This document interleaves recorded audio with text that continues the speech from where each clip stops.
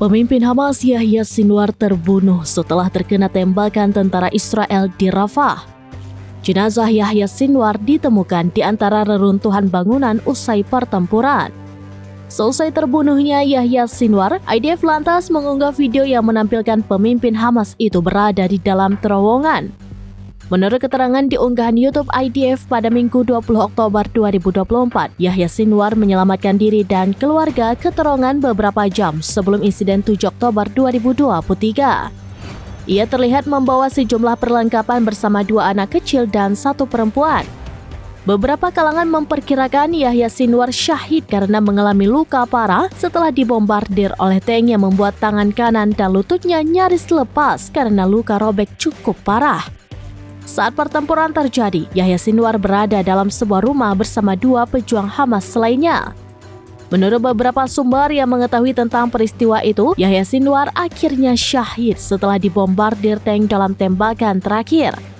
Tembakan terakhir yang dilepaskan dari tank Merkava Zionis membuat bangunan hancur berkeping dan mengenai bagian kepala Sinwar hingga ia menutup mata untuk selamanya. Ada pula yang berspekulasi Sinwar syahid setelah sebuah drone Quadcopter yang selama ini digunakan Israel untuk mata-mata dan membunuh karena dilengkapi senjata memberondong Yahya Sinwar yang sudah terluka parah.